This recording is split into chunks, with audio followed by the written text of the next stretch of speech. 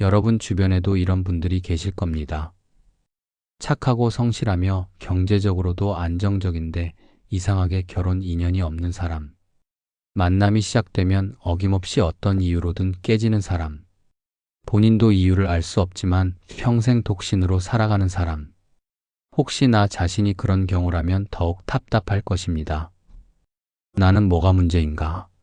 내가 무엇을 잘못했기에 짝을 만나지 못하는가? 밤마다 이런 생각으로 괴로워하는 분들이 적지 않습니다. 오늘은 부처님께서 제자들에게 들려주신 이야기를 바탕으로 현생에서 결혼하지 못하고 혼자 사는 이들의 전생에 대해 말씀드리겠습니다. 이것은 단순히 궁금증을 해소하기 위한 이야기가 아닙니다. 자신의 업을 이해하고 그것을 정화하는 방법을 찾기 위한 지혜의 여정입니다. 부처님께서는 모든 현상에는 원인이 있다고 하셨습니다. 우연히 일어나는 일은 하나도 없습니다. 현생에서 배우자를 만나지 못하는 것도 마찬가지입니다. 이것은 벌이 아닙니다. 이것은 인과응보의 법칙입니다. 어느 날 기원정사에서 부처님께서 제자들과 함께 계셨습니다. 제자들은 최근 마을에서 본 어떤 일에 대해 의아해하고 있었습니다. 그 마을에는 나이 50이 넘도록 혼자 사는 남자가 있었습니다. 그는 성품이 온화했고 재산도 넉넉했으며 외모도 단정했습니다. 많은 이들이 혼담을 제안했지만 번번이 성사되지 않았습니다. 마을 사람들은 말했습니다. 저 사람은 전생에 무슨 큰 죄를 지었나? 아니면 부모가 무슨 잘못을 했나? 하지만 아무도 정확한 이유를 알지 못했습니다. 한 제자가 부처님께 조심스럽게 여쭈었습니다. 세존이시여, 저희가 마을에서 본 그 사람은 왜 짝을 만나지 못하는 것입니까? 선한 사람인데 왜 그런 고통을 겪어야 합니까? 부처님께서는 잠시 침묵하셨습니다. 그리고 천천히 입을 여셨습니다. 너희가 본 그 사람의 이야기를 들려주마. 그리고 비슷한 다른 이들의 이야기도 함께 들려주겠노라. 잘 듣고 깊이 새겨라. 제자들은 자세를 바로 하고 부처님의 말씀에 귀를 기울였습니다. 부처님께서 첫 번째 이야기를 시작하셨습니다. 먼 과거 어느 왕국의 한 젊은 상인이 살았습니다. 그는 가난한 집안에서 태어났지만 총명하고 부지런했습니다. 15살 때부터 장사를 시작하여 25에는 제법 재산을 모았습니다. 그 마을에는 같은 나이의 한 여인이 있었습니다. 그녀는 부잣집 딸이 아니었지만 마음씨가 착하고 현명했습니다. 두 사람은 어릴 때부터 서로를 알고 지냈습니다. 상인이 25이 되었을 때 여인의 부모가 찾아왔습니다. 우리 딸과 결혼해 주지 않겠는가? 상인은 기쁜 마음으로 승낙했습니다. 그도 그녀를 좋아했고 그녀의 성품을 잘 알고 있었습니다. 약혼이 성립되었습니다. 두 집안은 결혼식 날짜를 잡았습니다. 여인은 혼수를 준비했고 상인도 신방을 꾸몄습니다. 그런데 결혼 한 달 전 상인에게 큰 사업 기회가 찾아왔습니다. 먼 나라의 귀족이 그에게 큰 거래를 제안했습니다. 만약 이 거래가 성사되면 그는 큰 부자가 될 수 있었습니다. 하지만 조건이 있었습니다. 그 귀족에게는 젊은 딸이 있었습니다. 귀족은 말했습니다. 내 딸과 결혼한다면 이 사업을 맡기겠노라. 거절한다면 다른 상인에게 기회를 주겠노라. 상인은 고민에 빠졌습니다. 약혼한 여인도 좋지만 이 기회를 놓치면 평생 후회할 것 같았습니다. 귀족의 딸과 결혼하면 부와 지위를 모두 얻을 수 있었습니다. 결국 상인은 결정을 내렸습니다. 그는 약혼한 여인의 집을 찾아가 이렇게 말했습니다. 미안하지만 우리 약혼은 없었던 것으로 하자. 내게 더 나은 기회가 생겼다. 너는 다른 좋은 사람을 만날 것이다. 여인은 충격에 빠졌습니다. 이미 혼수를 준비했고 마음도 다 주었는데 갑자기 파혼을 당한 것입니다. 그녀는 울며 애원했습니다. 제발 생각을 바꿔달라고. 하지만 상인의 마음은 변하지 않았습니다. 여인의 부모도 찾아와 간청했습니다. 이미 온 동네가 다 아는 약혼인데 이렇게 파기하면 우리 딸은 어떻게 살라는 것이냐. 하지만 상인은 귀를 막았습니다.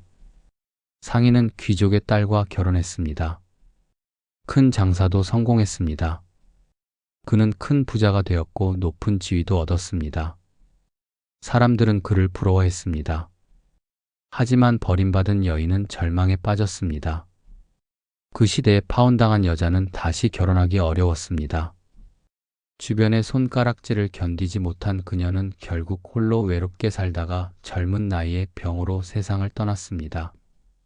부처님께서 말씀하셨습니다. 그 상인은 부와 명예를 얻었지만 업을 지었노라.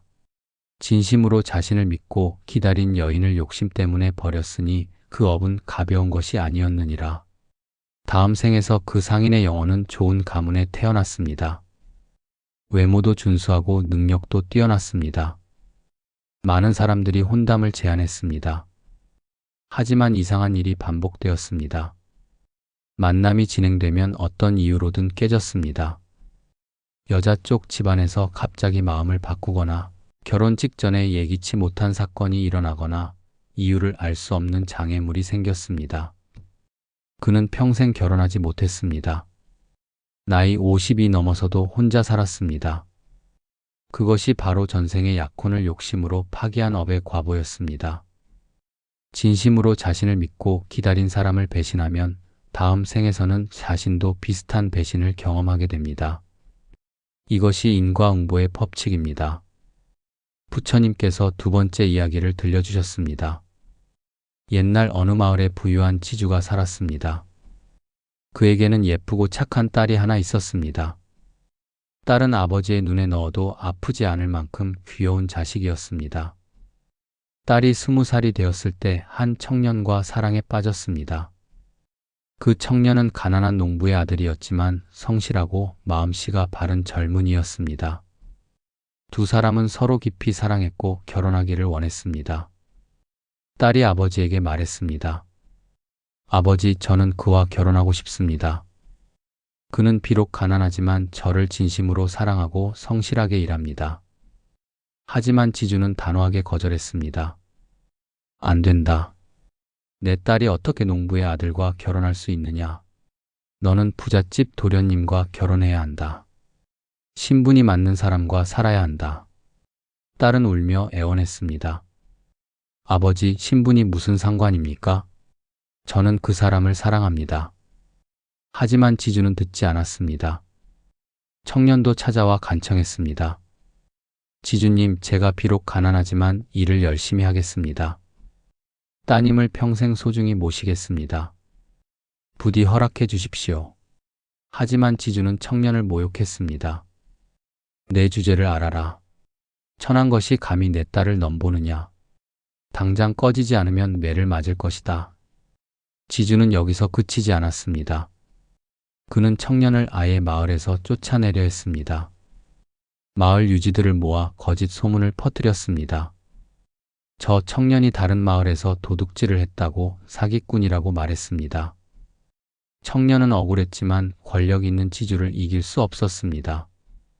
결국 그는 마을을 떠나야 했습니다. 떠나기 전 딸과 마지막으로 만났습니다. 두 사람은 울며 이별을 나누었습니다. 딸은 아버지에게 저항했습니다. 저는 다른 사람과 결혼하지 않겠습니다. 평생 혼자 살겠습니다. 실제로 그녀는 여러 혼담을 모두 거절했습니다. 지주는 화가 났습니다. 그는 딸을 방에 가두고 강제로 다른 남자와 결혼시키려 했습니다. 어느 날 밤 딸은 참다 못해 집을 몰래 빠져나와 청년을 찾아 떠났습니다. 하지만 그녀는 청년을 찾지 못했습니다. 청년은 이미 너무 먼 곳으로 떠났기 때문입니다. 딸은 방황하다가 어느 절에 들어가 평생을 비구니로 살았습니다. 지주는 딸을 잃고 나서야 후회했습니다. 하지만 이미 늦었습니다. 딸은 돌아오지 않았고 그는 외로이 늙어갔습니다. 부처님께서 말씀하셨습니다. 그 지주는 다음 생에 좋은 집안에 태어났습니다. 하지만 그의 인생에는 이상한 패턴이 반복되었습니다. 그가 누군가를 좋아하면 상대방 부모가 반대했습니다. 상대방이 그를 좋아하면 그의 부모가 반대했습니다. 조건이 다 맞아도 알 수 없는 이유로 결혼이 성사되지 않았습니다.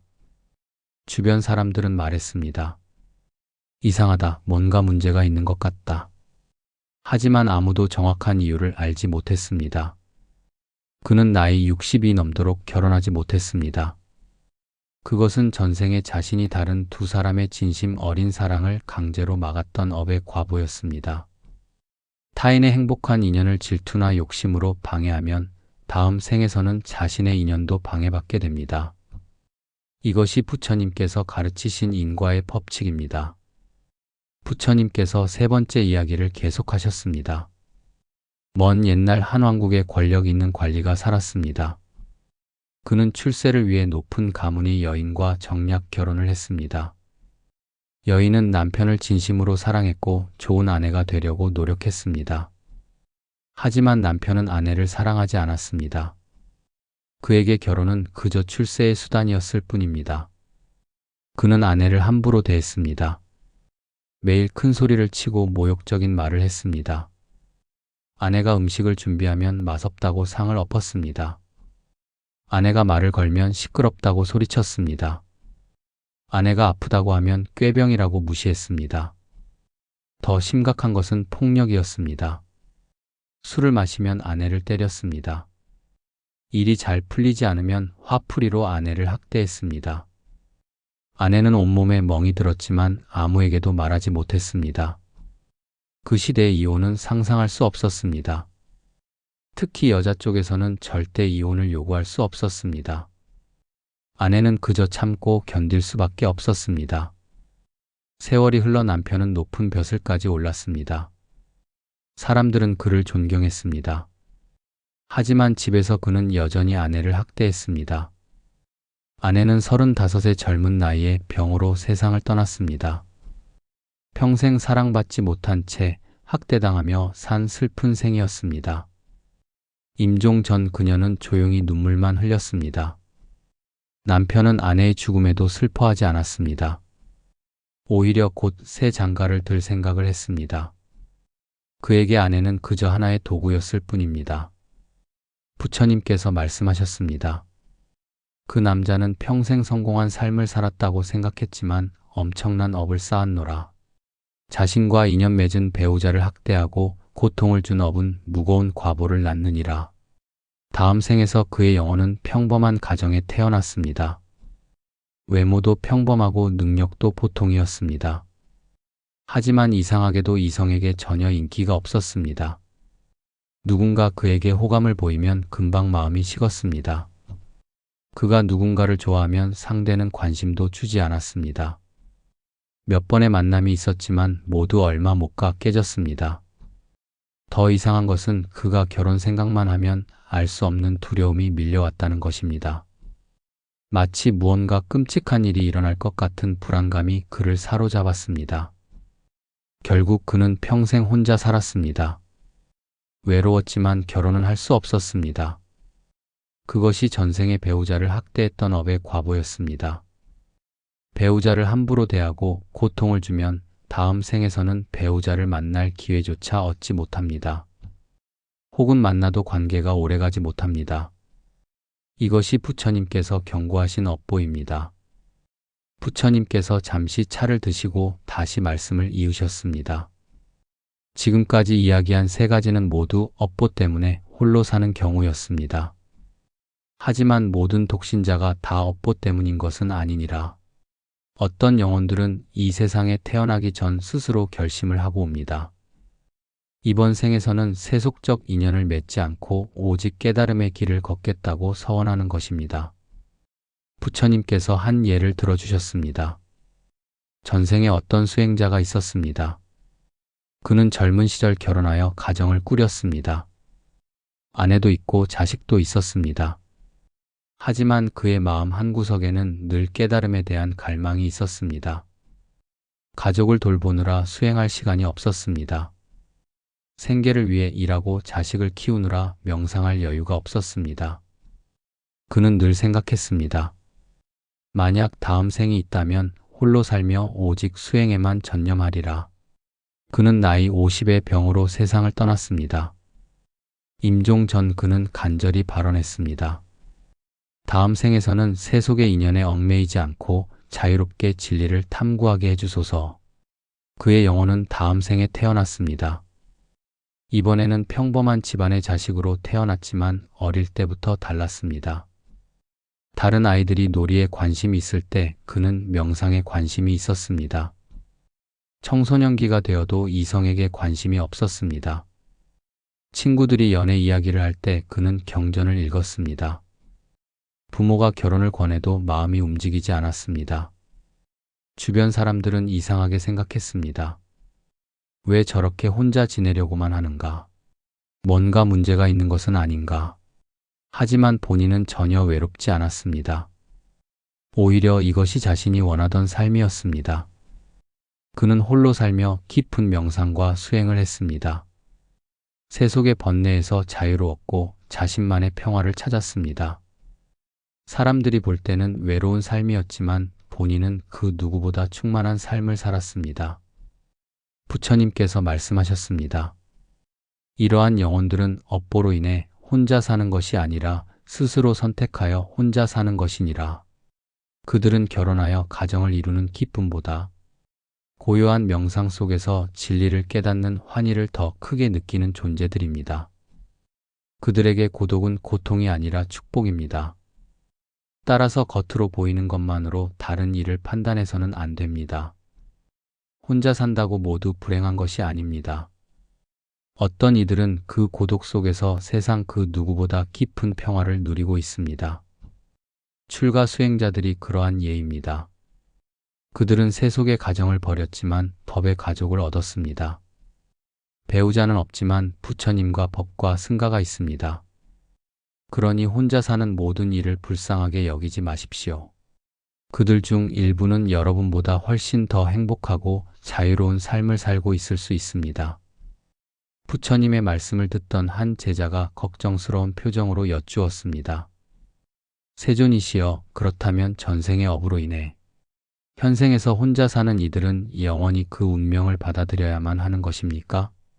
그 업을 씻어낼 방법은 없는 것입니까? 부처님께서 자비로운 미소를 지으시며 답하셨습니다. 결코 그렇지 않느니라. 업은 고정된 것이 아니라 변화하는 것이니라. 마음을 바꾸고 행동을 바꾸면 업도 바뀌느니라.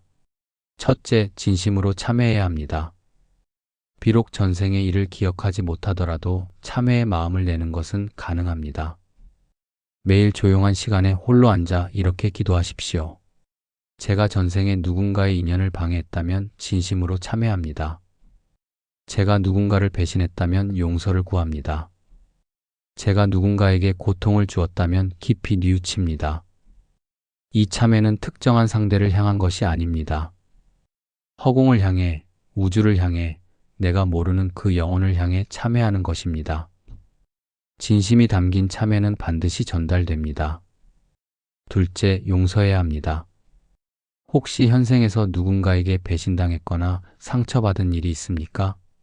그것은 어쩌면 전생의 업이 정산되는 과정일 수 있습니다. 그 사람을 원망하지 마십시오. 오히려 용서하십시오. 그가 나에게 준 고통은 내가 전생에 다른 누군가에게 준 고통의 되갚음일 수 있습니다. 용서할 때 업의 고리가 끊어집니다. 셋째, 새로운 선업을 쌓아야 합니다. 과거의 악업을 참회하는 것만으로는 부족합니다. 새로운 선업을 쌓아 악업을 덮어야 합니다. 어떻게 선업을 쌓습니까? 다른 이들의 인연을 도와주십시오. 혼자 외롭게 사는 이들을 위로하십시오. 사랑하는 두 사람이 있다면 그들의 인연이 잘 이어지도록 도와주십시오. 결혼 중개를 업으로 하는 것도 큰 공덕입니다. 다른 이들에게 좋은 배우자를 만나게 해주는 일은 매우 큰 선업을 쌓는 것입니다. 자신은 혼자 살더라도 다른 이들의 행복한 인연을 만들어주면 그 공덕이 쌓입니다. 또한 부부 사이가 좋지 않은 이들을 화해시키는 것도 큰 공덕입니다. 싸우는 부부를 중재하고 이해시켜 다시 사랑하게 만드는 것, 이것도 훌륭한 선업입니다. 넷째, 자비심을 기르십시오. 모든 중생을 내 가족처럼 사랑하십시오. 특정한 한 사람과의 인연이 없더라도 모든 사람과 좋은 인연을 맺으십시오. 길에서 만나는 사람들에게 미소 지어 주십시오. 어려운 이웃을 도와주십시오. 외로운 노인을 찾아가 말벗이 되어 주십시오. 이렇게 넓은 자비심을 기르면 특정한 배우자가 없어도 마음은 외롭지 않습니다. 다섯째, 지혜를 키우십시오. 진정한 행복은 배우자에게서 오는 것이 아닙니다. 진정한 행복은 내 마음에서 옵니다. 혼자 있어도 평화로운 마음, 누구와 있어도 자유로운 마음, 이것이 진정한 행복입니다. 이런 지혜를 얻으면 배우자가 있든 없든 행복할 수 있습니다. 부처님께서 마지막으로 말씀하셨습니다. 업은 영원한 형벌이 아니니라. 업은 깨달음을 향한 가르침이니라. 혼자 사는 것이 고통스럽다면 그것은 너에게 무언가를 깨우쳐 주려는 신호이니라. 부처님께서 제자들에게 구체적인 실천 방법을 알려주셨습니다. 첫째, 매일 아침 일어나면 이렇게 발언하십시오. 오늘 하루 내가 만나는 모든 인연을 소중히 여기겠습니다. 누군가의 행복한 인연을 방해하지 않겠습니다. 오히려 도와주고 축복하겠습니다. 이 발언을 진심으로 하면 하루 종일 마음가짐이 달라집니다. 작은 일에도 감사하게 되고 다른 사람에게 더 친절해집니다. 둘째, 결혼한 부부를 보면 축복하십시오. 질투하지 마십시오. 부러워하되 원망하지 마십시오. 마음속으로 이렇게 기도하십시오. 저 부부가 평생 행복하기를, 서로 사랑하며 살기를. 이런 축복의 마음은 선업을 쌓습니다. 반대로 질투하고 시기하면 악업이 쌓입니다.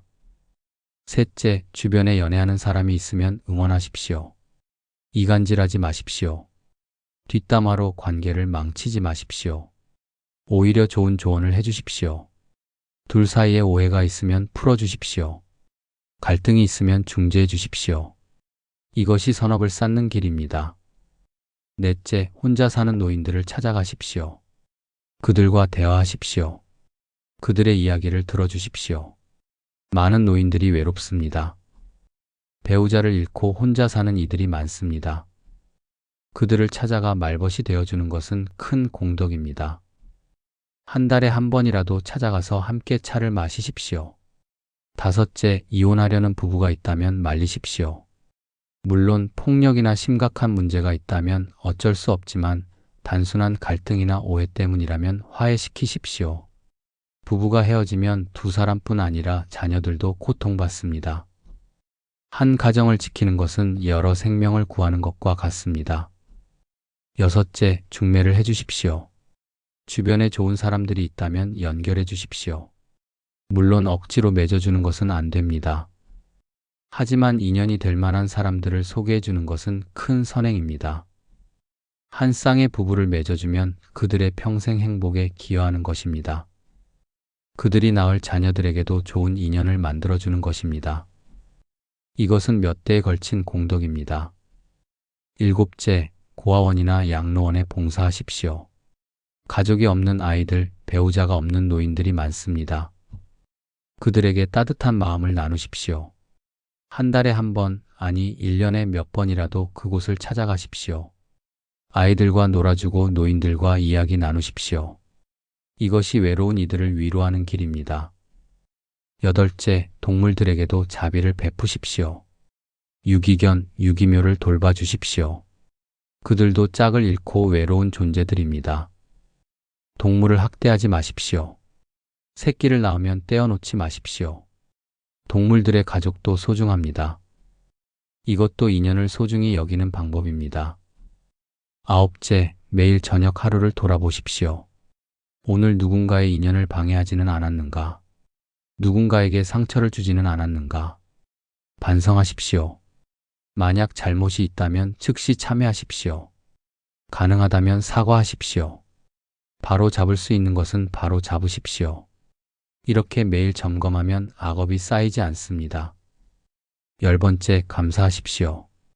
비록 배우자는 없지만 다른 많은 것들이 있습니다. 건강, 친구, 가족, 일, 취미. 이 모든 것에 감사하십시오. 감사하는 마음은 긍정적인 에너지를 만듭니다. 이 에너지가 새로운 좋은 인연을 끌어들입니다. 불평하고 원망하면 부정적 에너지가 쌓여 더 나쁜 인연만 옵니다. 부처님께서 말씀하셨습니다. 이 10가지를 매일 실천하면 비록 전생의 업이 무겁더라도 점차 가벼워질 것이니라. 그리고 언젠가는 좋은 인연을 만나거나 혹은 혼자여도 행복한 경지에 이를 것이니라. 부처님의 긴 설법이 끝나갈 무렵 제자들의 얼굴에는 깊은 깨달음이 어려 있었습니다. 한 제자가 마지막으로 여쭈었습니다. 세존이시여, 그렇다면 결국 혼자 사는 것이 불행한 것입니까? 아니면 행복한 것입니까? 부처님께서 웃으시며 답하셨습니다. 그것은 너의 마음에 달려 있느니라. 같은 상황도 어떤 마음으로 보느냐에 따라 지옥이 될 수도 천국이 될 수도 있느니라. 혼자 사는 것을 저주로 여기고 매일 불평한다면 그것은 지옥이니라. 하지만 혼자 사는 것을 자유로 여기고 감사한다면 그것은 천국이니라. 배우자가 있다고 모두 행복한 것이 아니니라. 세상에는 결혼했지만 불행한 사람들이 얼마나 많으냐. 서로 미워하면서도 헤어지지 못해 평생 고통받는 부부들이 있느니라. 반대로 혼자 살지만 자유롭고 평화로운 사람들도 많으니라. 누구의 눈치도 보지 않고 자신의 길을 가는 사람들, 그들은 행복하니라. 중요한 것은 외부 조건이 아니라 내면의 평화이니라. 마음이 평화로우면 어떤 상황에서도 행복하니라. 마음이 불안하면 아무리 좋은 조건이 있어도 불행하니라. 부처님께서 제자들을 둘러보시며 마지막 말씀을 하셨습니다. 오늘 이야기를 듣고 혼자 사는 이들을 더 이상 불쌍히 여기지 말라. 그들 중 어떤 이는 업보를 받는 것이고 어떤 이는 스스로 선택한 것이니라. 대신 그들이 평화롭기를 기도하라. 그들이 고독 속에서도 기쁨을 찾기를. 그들이 자신의 길을 담담히 걸어가기를. 그리고 너희 자신도 기억하라. 배우자가 있든 없든 중요한 것은 마음의 평화이니라. 팔정도를 실천하고 자비심을 기르라. 그것이 진정한 행복의 길이니라. 인연은 강요할 수 없느니라. 오는 인연은 반기고 가는 인연은 보내주어라. 집착하지 말고 원망하지 말라. 혼자인 시간을 두려워하지 말라. 그 시간에 자신을 돌아보고 성장하라. 명상하고 공부하라. 봉사하고 베풀라. 그러면 혼자인 시간도 축복이 되느니라. 제자들은 깊이 절하며 부처님께 감사를 드렸습니다. 그들은 이제 혼자 사는 이들을 새로운 눈으로 볼 수 있게 되었습니다. 그리고 자신들도 집착과 두려움에서 조금 자유로워졌습니다. 여러분도 이 이야기를 통해 무언가를 깨달으셨기를 바랍니다. 혼자 살든 함께 살든 중요한 것은 자비심과 지혜입니다. 그리고 매 순간을 감사하며 사는 것입니다. 오늘 내용이 여러분의 마음에 위로가 되었다면 주변 분들과 나눠주시기 바랍니다. 구독과 좋아요, 그리고 따뜻한 댓글은 저희에게 큰 힘이 됩니다. 모든 중생이 좋은 인연을 만나고 혼자 있을 때도 평화롭기를 기원합니다. 나무 석가모니 불, 나무 석가모니 불, 나무 석가모니 불.